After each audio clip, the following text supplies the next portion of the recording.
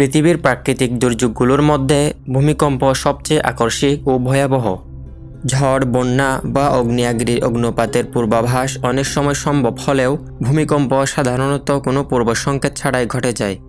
কয়েক সেকেন্ডের এই কম্পনেই ধ্বংসস্তূপে পরিণত হতে পারে একটি জনপদ। বিজ্ঞান বলছে পৃথিবীর অভ্যন্তরে টেকটনিক প্লেটের সঞ্চালন, আগ্নেয়াগিরির চাপ বা ভূগর্ভ ফাটলের হঠাৎ নড়াচড়ায় ভূমিকম্পের প্রধান কারণ। কিন্তু ইসলামিক দৃষ্টিকোণ থেকে ভূমিকম্প কেবল ভৌত ঘটনা নয়, এতে রয়েছে আল্লাহর পক্ষ থেকে গভীর বার্তা ও সতর্কতা।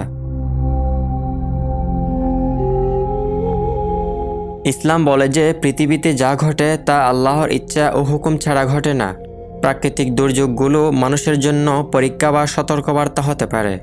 ভূমিকম্পের সময় মুসলমানদের উচিত আল্লাহর কাছে ক্ষমা প্রার্থনা, বেশি বেশি ইস্তেগফার পাঠ, তাওবা ও দোয়া করা। কারণ কোরআন হাদিসে উল্লেখ আছে যে মানুষের কর্মফল ও অবাধ্যতার কারণে আল্লাহ কখনো কখনো সতর্কতা দেন। কোরআনের দৃষ্টিতে ভূমিকম্প ও বিপর্যয়। আল্লাহ তাআলা বলেন, জনপদের অধিবাসীরা এতই নির্ভয় হয়ে গেছে যে আমার শাস্তি তাদের উপর রাতে এসে পড়বে, যখন তারা গভীর ঘুমে। সূরা আরাফ 94। আরও বলেন, তোমাদের উপর যে বিপদ আসে তা তোমাদের কৃতকর্মের ফল, আর আল্লাহ অনেক অপরাধ ক্ষমা করে দেন। সূরা শুরা 30। এগুলো ইঙ্গিত করে যে বিপর্যয়ের পেছনে মানুষের পাপাচারও একটি কারণ। কোরআনে ভূমিকম্প বোঝাতে দুটি গুরুত্বপূর্ণ শব্দ ব্যবহার হয়েছে। জিলজাল, যার অর্থ অবিরাম কম্পন বা একের পর এক ধাক্কা। ধাক্কা, আকস্মিক প্রচণ্ড আঘাতে ভেঙে পড়া বা কেঁপে ওঠা। এগুলো ভূমিকম্পের শক্তি ও ভয়াবহতা তুলে ধরে। কিয়ামতের ভূমিকম্পের চিত্র কোরআনে বিশদভাবে বর্ণনা হয়েছে। হে মানবজাতি, তোমরা তোমাদের রবকে ভয় করো, নিশ্চয় কিয়ামতের ভূমিকম্প হবে ভয়ানক। সূরাতুল হাজ 1 ও 2। এ থেকে বোঝা যায় যে ভূমিকম্প আল্লাহর শাস্তি বা আখিরাত স্মরণ করিয়ে দেওয়ার মাধ্যম। রাসূলুল্লাহ সাল্লাল্লাহু আলাইহি ওয়াসাল্লাম সতর্ক করেছেন যে কিছু নির্দিষ্ট পাপ ও সামাজিক অবক্ষয়ের কারণে ভূমিকম্প বৃদ্ধি পেতে পারে। সহিহ হাদিসে বলা হয়েছে, এই উম্মত ভূমিকম্প, বিকৃতি ও পাথর বর্ষণে আক্রান্ত হবে, যখন গায়িকা, বাদ্যযন্ত্র ও মদ্যপানের প্রসার ঘটবে। তিরমিজি 2212। আরেক হাদিসে বলা হয়েছে, সমাজে যেসব অপকর্ম ছড়িয়ে পড়ে তার ফলে ভূমিকম্প নেমে আসতে পারে।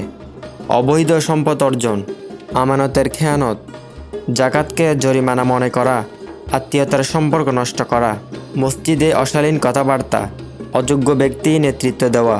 তিরমিজি 1447।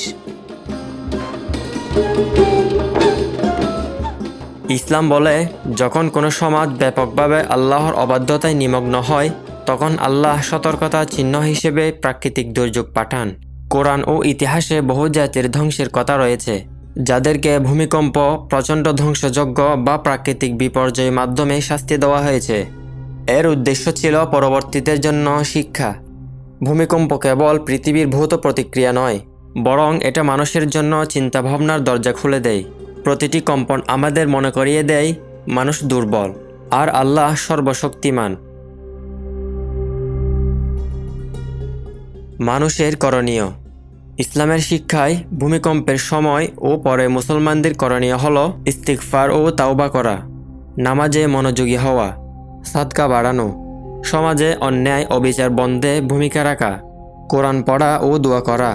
কারণ আল্লাহ বলেন, তার শাস্তি নেমে এলেও তাওবা করলে, সৎপথে ফিরে এলে মানুষকে তিনি রক্ষা করেন। বিজ্ঞান ভূমিকম্পের শারীরিক কারণ ব্যাখ্যা করে। টেকটনিক প্লেট সরে যাওয়া, ম্যাগমার চাপে ভূমি কেঁপে ওঠা, পৃথিবীর পৃষ্ঠে চাপ সৃষ্টি হওয়া ইত্যাদি। ইসলাম এগুলো অস্বীকার করে না, বরং এগুলোই আল্লাহর নীতির অংশ, সুন্নাতুল্লাহ। অর্থাৎ আল্লাহ পৃথিবীতে যে ভৌত নিয়ম স্থাপন করেছেন তারই ফলস্বরূপ ভূমিকম্প ঘটে। তবে মানুষ যখন সীমা অতিক্রম করে, তখন আল্লাহ এই প্রাকৃতিক নিয়মগুলোকে সতর্কবার্তা হিসেবে কাজ করান। আজকের পৃথিবীতে ভূমিকম্পের সংখ্যা বৃদ্ধি পাচ্ছে। বিজ্ঞানীরা এর বৈজ্ঞানিক ব্যাখ্যা দেন, কিন্তু একজন মুসলমান হিসেবে আমরা বুঝি এতে আল্লাহর পক্ষ থেকেও আমাদের জন্য শিক্ষা আছে।